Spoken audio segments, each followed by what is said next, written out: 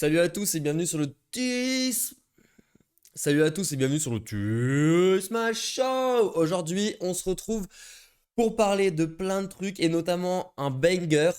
On va parler du dernier report de la balance sheet d'FTX. Donc vous allez voir qu'il y a pas mal d'espoir pour recover nos assets.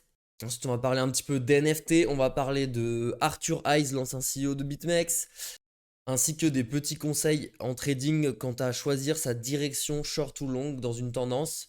Voilà, donc restez avec moi, ça part tout de suite.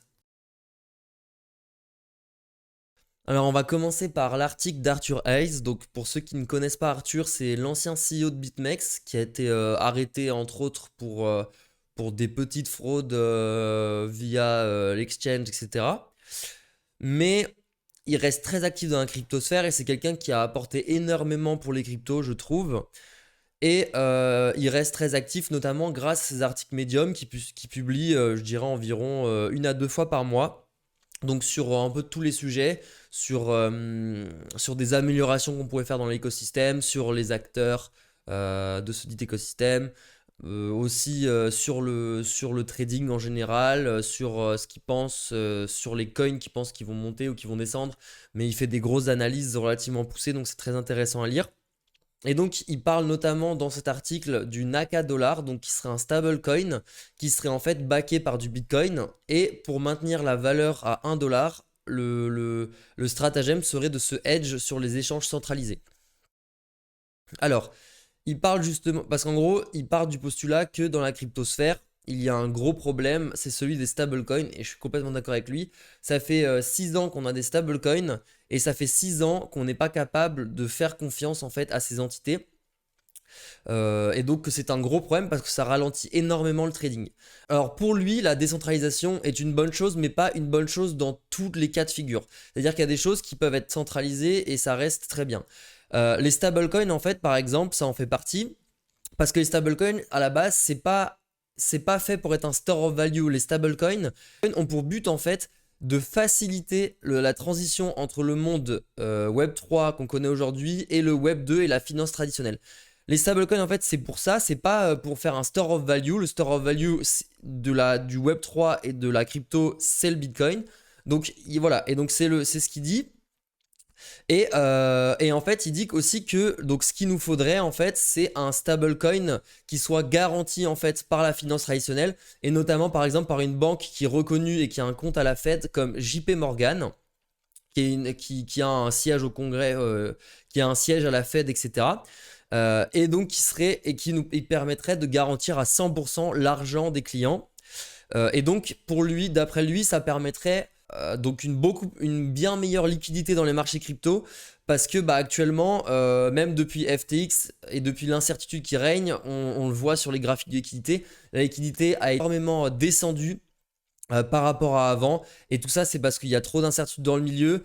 Même si tu es en stablecoin, tu n'arrives pas à être certain que ton argent ne va pas disparaître du jour au lendemain parce que bah, d'un coup, il y a une nouvelle régulation là. Donc c'est un gros problème. Et ça, je suis complètement d'accord avec lui. Pour en plus avoir vécu personnellement le dépeg de l'USDT en 2019, je crois, qui a drop de genre 25% en l'espace d'une journée. Enfin bref, des trucs bien flippants. Donc ça limite énormément la liquidité en crypto. Et donc d'après lui, le Naka Dollar en fait serait une alternative intéressante à ce qui existe aujourd'hui. Parce que du coup, on se libère en fait de devoir tenir du dollar par des entreprises non régulées, qui sont non régulées bancairement et qui est donc un montage relativement bancal en termes de régulation.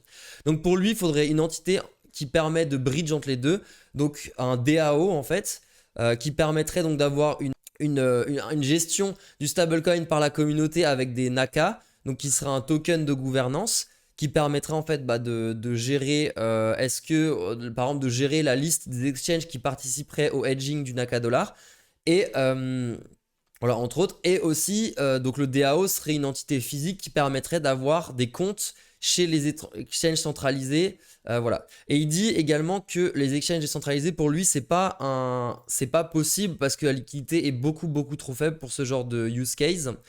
Et ensuite, je vous épargne le fonctionnement mathématique, mais simplement, en gros, ce qui se passerait, c'est que le DAO aurait le DAO aurait un sinking fund. En gros, s'il y a un des problèmes, donc il cite trois problèmes majeurs pour ce genre de stablecoin, qui sont l'exchange l'exchange qui fait faillite, l'exchange par exemple quand il y a de l'ADL, donc du auto deleveraging, qui ferait que du coup le DAO est plus hedge correctement. Et ensuite, troisième cas, quand l'exchange, en fait, quand le funding devient positif. Parce qu'à ce moment-là, c'est-à-dire que le DAO payerait de l'argent, enfin en tant que shorter, le DAO payerait, payerait un funding au long, ce qui peut coûter sur le long terme. Donc il faudrait un fonds pour couvrir ces trois cas de figure. Et ce fonds, en fait, serait en majeure partie financé par les intérêts des longs qui sont payés au short. Parce qu'il faut savoir que depuis la création de l'histoire des perps sur le Bitcoin, les fundings ont été majoritairement positifs, c'est-à-dire que les longs payent les shorts. Donc il y aurait une rentabilité conséquente sur le hedging en fait du DAO.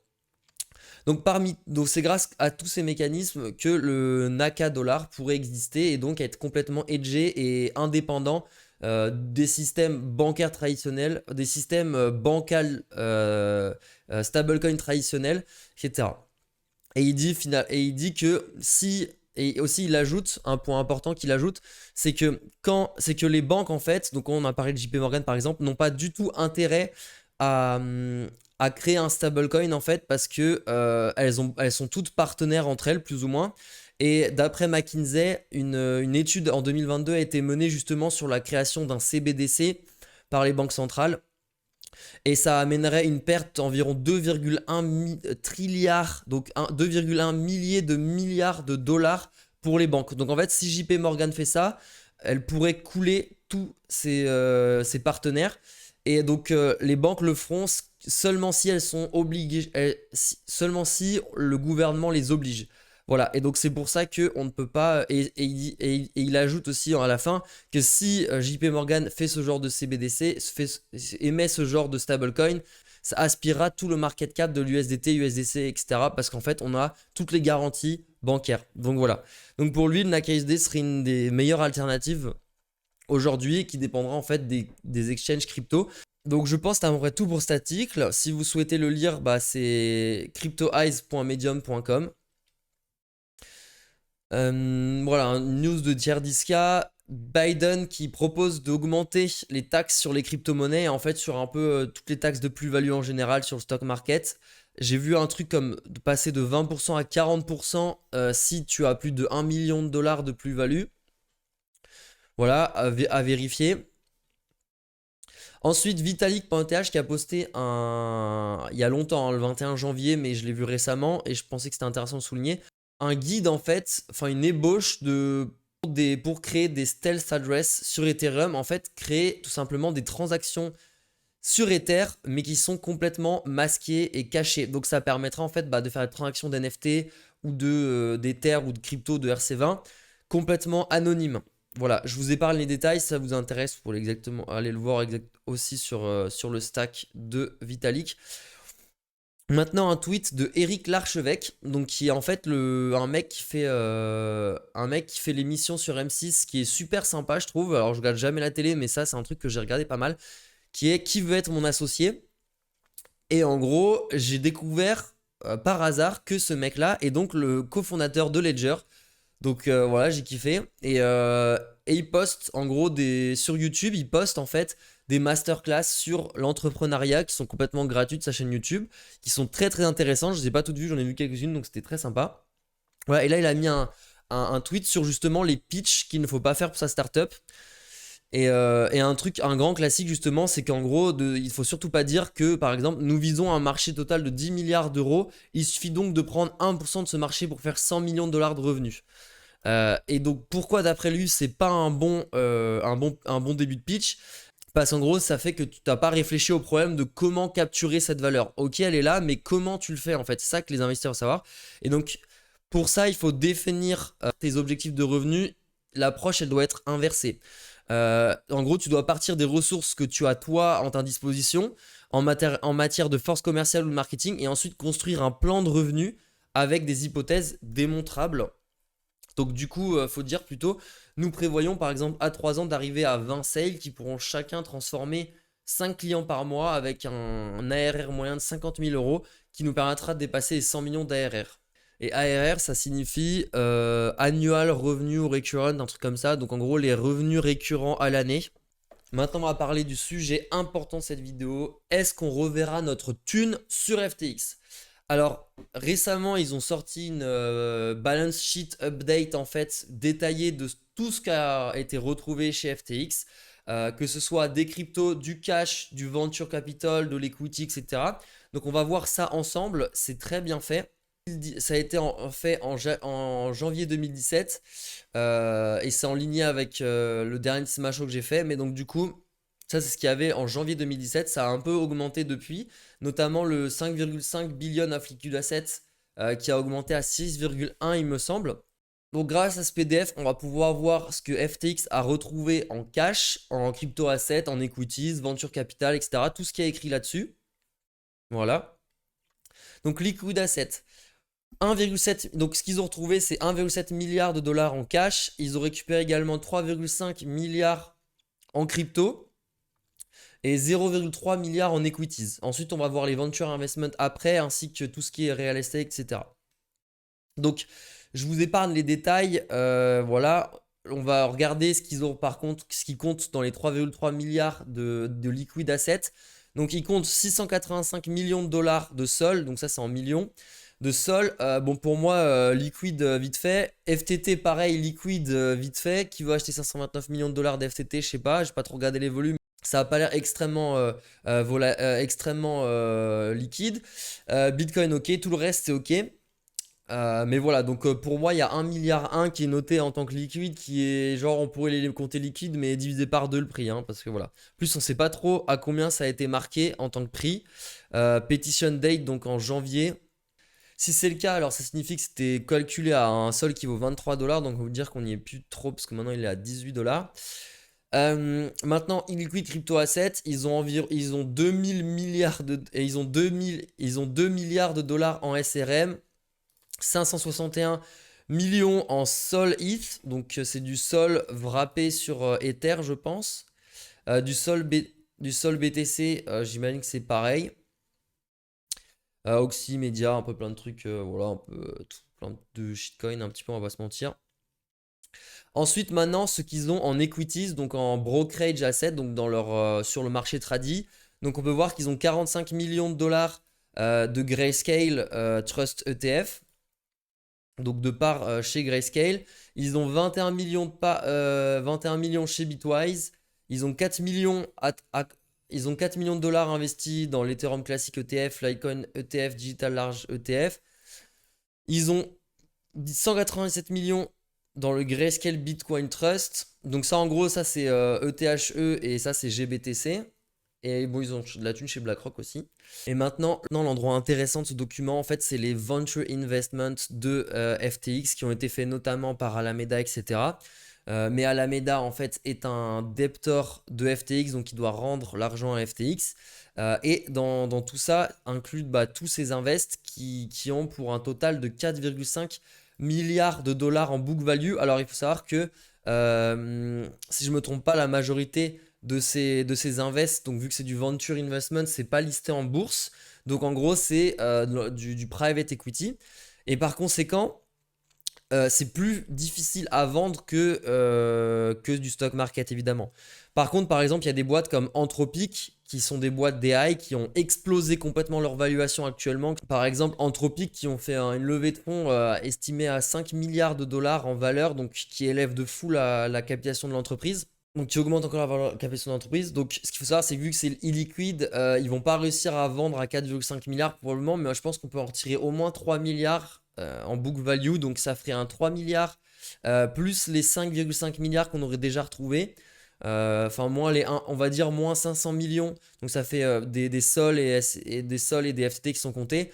Donc pour moi, actuellement, là, dans ce book, de ce qu'il nous montre, ils auraient retrouvé, donc sans le real estate, etc., qui équivaut à pas mal d'argent aussi, ils auraient retrouvé en fait donc environ 8 milliards sur les 11 milliards 500 millions manquants. Et en plus, comme vous pouvez le voir, ils sont en train de procéder à la vente également de tout ce qui est real estate et d'autres choses qu'on va voir en dessous.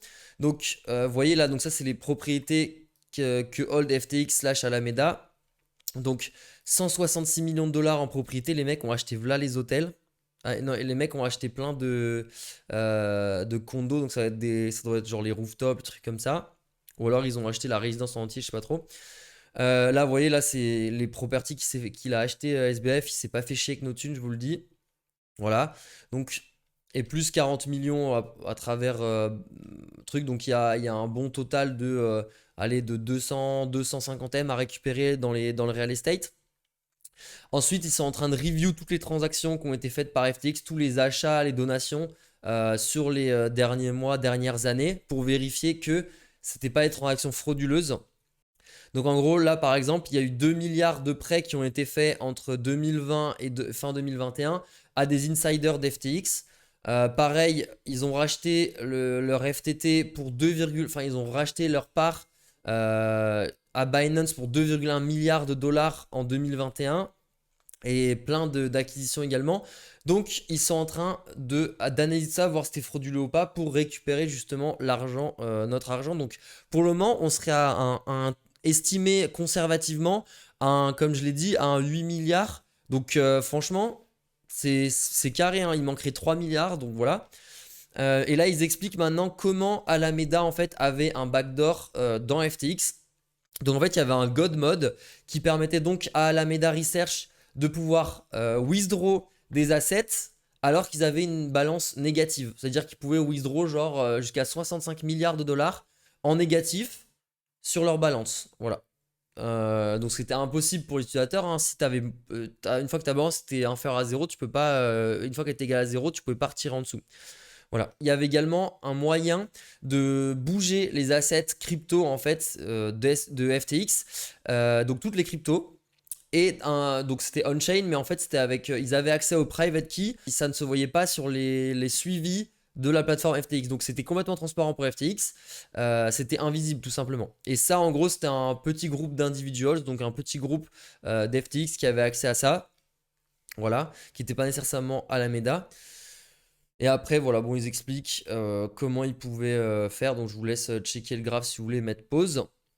Mais voilà, donc dinguerie, honnêtement, c'est assez concluant pour le moment. Enfin, c'est encourageant, comme on l'avait déjà vu dans d'autres vidéos. Donc, à voir. Ils ont plusieurs moyens en plus de récupérer de l'argent sur ce genre de trucs, sur tous ces trucs. En plus, ils ont. Ah oui, j'ai oublié 2 points. Ils sont en train d'explorer également comment revendre les subsidiaries de FTX. Donc, par exemple, Ledger X, Embed, FTX EU et FTX Japan, qui pourraient tourner en fait. Donc, ils sont en train d'essayer de les revendre, ainsi que d'autres entreprises d'FTX qui ne seront pas notées là-dedans. Et ils ont également fait une joint task force pour en gros voir si c'est possible de redémarrer tous les exchanges FTX. Donc ça serait insane. Donc ils sont en train de taffer dessus. Voilà, donc en tout cas, il y a de l'espoir pour FTX, même s'il vaut mieux se dire que c'est toujours du zéro, comme ça on n'est pas déçu, etc. Parce qu'il faut savoir qu'après, la justice américaine va nous redéclarer en tant que secured creditor ou unsecured creditor, et en fonction de ça, vous aurez plus ou moins d'argent. Donc attention, rien n'est fait, mais en tout cas, c'était encourageant déjà qu'il y ait ces chiffres. Voilà. Maintenant, on va continuer sur nos petits signets Twitter. Donc, je ne sais pas si vous avez vu, mais dans le milieu des NFT, il y a eu un breakthrough d'ailleurs, dont je devais parler en vidéo que je n'ai pas encore fait. Il faut que je le fasse.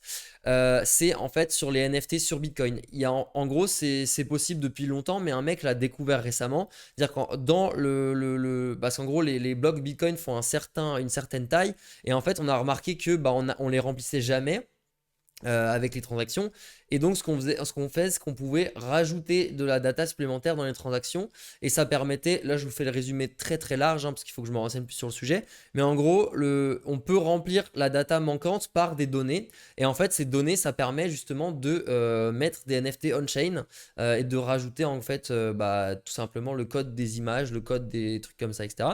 Et donc voilà, je vous ferai une vidéo en détail parce que même je suis pas très je suis pas très technique sur le sujet là actuellement, donc prenez ce que je vous dis avec des pincettes, mais c'est possible en tout cas. Et donc Yuga Labs, les créateurs de Bored Ape Yacht Club, ont lancé leur collection de NFT sur Bitcoin du coup, et ils ont récolté 16 millions de dollars. Donc vu la tête du marché, franchement c'est un exploit.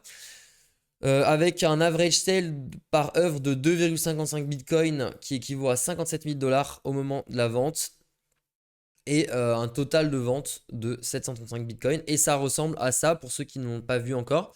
C'est généré aléatoirement, voilà. Maintenant, un trade qui était intéressant sur en fait comment trader et si vous n'êtes pas trader vous-même ou que vous n'arrivez pas à choper les tendances, ça peut être intéressant en fait de choper les tendances via d'autres traders et ensuite de trader ce que vous faites vous, mais avec le biais de l'autre trader qui vous permet de vous calibrer voilà, dans une tendance et avoir un meilleur résultat. Donc du coup, je vais vous décrypter cette série. Donc en gros, ce qu'il dit, c'est qu'il faut, comme je vous l'ai dit, trouver des gens sur Twitter qui sont généralement bons dans la direction. Si vous n'avez pas un sens de direction vous-même, par exemple, si le market il monte alors et que vous êtes mauvais en trading, vous allez quand même, si vous longuez, à ce moment-là, vous allez quand même avoir plus de trades gagnants que perdants parce que vous êtes dans la bonne tendance. Ensuite, passer énormément de temps dans les charts. Donc, qu'il faut passer en gros beaucoup d'heures à regarder ce qui se passe sur le cours, etc. pour trouver des choses où vous avez l'impression que ça fait un sens en fait. Ensuite, pensez en termes d'expected value, donc de gain, en termes d'espérance de gain. Donc pour savoir si un trade en fait il vaut le coup d'être pris ou pas. Donc par exemple si votre risk reward il est de 3, donc vous risquez 100 dollars pour gagner 300, pour être profitable, alors vous avez juste à être gagnant 33% du temps. Voilà.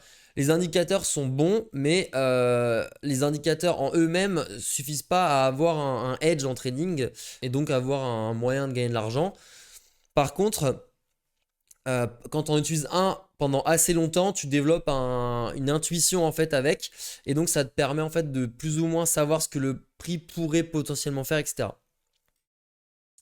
Ensuite, des fois, vous tradez, mais la majeure partie du temps, on ne trade pas. En gros, le trading, c'est un peu comme un jeu de poker, euh, où en gros, la maison, elle prend un frais à chaque main. Donc pour faire de l'argent, il y a besoin d'un quelqu'un qui perde en face de toi. Donc en gros, pendant un bull run, il y a beaucoup d'argent débile, donc la dumb money qui arrive. Donc c'est un jeu beaucoup plus facile. Et on l'a vu en bull market, tu long et tu gagnes de l'argent et point barre. Voilà. Lucky entries, likely exit. Donc c'est le fait en fait de placer des ordres où tu penses que ça va pas trop y aller. Et en fait finalement, bah, si ça te trigger, t'as un RR de fou. Et ça arrive moins souvent de se faire fill. Mais par contre quand tu l'as, t'es quasiment sûr d'être gagnant. Ensuite, entre uniquement dans les trades parfaits. Et en gros, le nombre d'heures que tu as dans un trade, c'est pas corrélé au profit. Donc, n'entre pas dans des trades seulement parce que tu n'en as pas ouvert. Le fait de ne pas être en trade, c'est également un trade. Et en gros, il finit par conclure qu'en gros, si bah, il y a 81% de personnes qui sont dans le side d'un trade et 20% dans l'autre, forcément, les 80% vont pas gagner. Pourquoi? Parce que bah, tout simplement, si, imaginons, tout le monde a déjà long, tout le monde est en mode ok, ça va monter, ça va monter. Si tout le monde est en mode ouais, ça va monter, c'est-à-dire que tout le monde a déjà long. Mais donc, si tout le monde a déjà long, alors à quel moment quelqu'un va venir pour acheter et faire monter le prix? Donc, le prix au final, il va descendre, il y aura plus de force vendeuse, tout simplement. Et les narratifs, c'est intéressant d'ouvrir. Les narratifs en crypto sont un point clé en fait de l'écosystème et du trading. C'est-à-dire que si c'est poussé par un narratif, il y a beaucoup plus de chances que ça fonctionne. Donc par exemple, l'éco-bubble, voilà, le narratif de l'éco-bubble, Shanghai, donc Shanghai pour Ethereum qui baisse parce qu'il y a une libération d'Ether à cause de la mise à jour Shanghai. Voilà, en fait, c'est des narratifs qui vont permettre d'alimenter un long ou un short dans l'écosystème. Et donc, ensuite, tu as un mec qui fait pas mal de quant trading. Donc, le quant trading, c'est un peu différent de l'algo trading. C'est-à-dire que le quant trading, ça va plus être des mecs qui vont en fait avoir des outils qui vont analyser les statistiques autour de certains setups. Mais par contre, qui vont en fait exécuter à la main souvent les ordres. Voilà. Et en gros, ce qu'il disait, c'est qu'il a trouvé que la moyenne de ces stratégies de trading, elle durait environ 61 jours. Donc ça, c'était une métrique assez récente, sachant qu'on est dans Runbot et tout. Mais après, euh, il dit que sa meilleure strat, elle est toujours en train de runner et elle run depuis début 2020. Les schizoposters. Donc, Si vous ne l'avez pas vu, c'est ce que j'ai minté récemment pour 0,07 Ether et maintenant le floor est à 0,25 il me semble. Bon, il fluctue pas mal, il est monté à 0,35. Donc un excellent move de ma part, je suis pas peu fier. Mais donc du coup parce que j'ai acheté pas pour un but, je l'ai pas acheté dans un but financier, mais dans un but de collection, parce que je trouve qu'il y a un style incroyable. En fait, c'est tout des My Lady, pour ceux qui connaissent pas, c'est un peu une collection NFT un peu deep culture. Il y a vraiment une grosse commu derrière, etc. Et j'ai kiffé en fait le concept de mettre le texte, etc. Et puis les graphismes sont trop beaux, genre vraiment c'est insane. Tous les textes sont matchés sur des layers, enfin ils ont créé tout un nouveau système. Donc je kiffe de voilà. Donc là, le wash trading, je résume vite fait ce trade. En fait, la finalité, c'est que c'est pas les exchanges souvent qui engagent dans du wash trading pour pump leur volume. C'est souvent en fait des utilisateurs qui sont non KYC, qui habitent notamment pas aux US parce que c'est interdit, genre des Chinois, choses comme ça, qui eux en fait trade énormément dessus et font du wash trading sur des exchanges où il n'y a pas de fees quasiment, genre par exemple Binance Spot. Et en gros, ça leur permet en fait de grind leur fee tier. Donc c'est-à-dire qu'ils passent comme ça en VIP, VIP2 et ils profitent de frais de trading extrêmement faibles. Ensuite, Daniel Gotitz, Imagine USD, donc imaginons que le dollar ou l'euro, les monnaies fiat, soient un token crypto. Donc une team anonyme qui communique pas, 99% qui sont préminés par les fondateurs, pas de supply fixé. Les développeurs peuvent émettre des milliards de fiat à l'infini, n'importe quand. Un stacking d'APY de 0,001%. Et en plus, tu peux pas envoyer tes tokens le week-end. Voilà, ça m'a fait rire. 30% de taxes, par contre, je vois pas pourquoi. En termes de news, on a MTGOX va unlock entre mars et décembre 142 000 bitcoins. L'upgrade donc de Shanghai d'Ether qui va activer le withdraw sur Ethereum.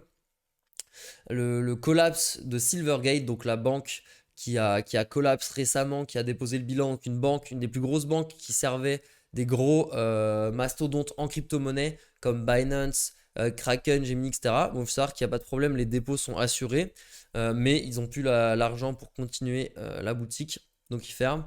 Régularité crypto clampdown, donc en gros on se fait go dessus par la SEC, comme on l'a vu, la croisade dans les derniers Tismato, la croisade de la SEC contre les cryptos. Voilà, donc ce que je disais, les premiers créditeurs de Mt. Gox pourraient voir leur Bitcoin, le début de leur Bitcoin en mars. Mais ce qu'il faut savoir, c'est que c'est un peu particulier parce que, en gros, vous pouvez claim en accéléré, mais du coup, il y a une chance que vous n'ayez pas la totalité de votre claim. Donc, il y a beaucoup de gens qui vont claim en delay, ça va encore prendre des mois, voire des années. Donc, ça va pas arriver tout de suite encore, sachant qu'en plus, c'est délayé à chaque fois, chaque mois. Voilà. Là, pour ceux qui l'ont vu, dans la thématique un peu de l'intelligence artificielle, il y a un article, un papier de recherche scientifique qui vient de paraître et en fait qui montre qu'une intelligence artificielle arrive à reconstruire grâce à des modèles d'images d'encéphalogramme du cerveau.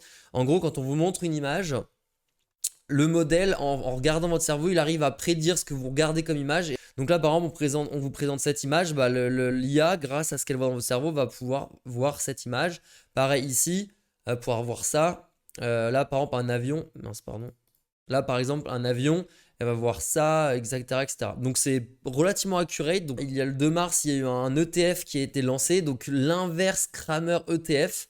Donc en gros, un long short ETF qui en gros fait l'inverse de ce que Jim Cramer fait. Vous savez, on en a déjà parlé dans les anciens Tisma Show, comme quoi Jim Cramer, le présentateur là, dès qu'il fait un truc, il se passe l'inverse sur le marché, voilà.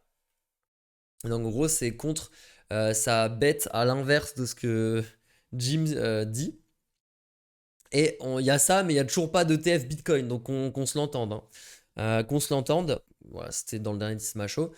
Donc sur ce, on va se quitter. J'espère que ça vous a plu. Si c'est le cas, n'hésitez pas à vous abonner et à lâcher votre meilleur pouce bleu, les gars, parce que ça fait super plaisir. Et n'hésitez pas à commenter des questions ou quoi, comme d'hab.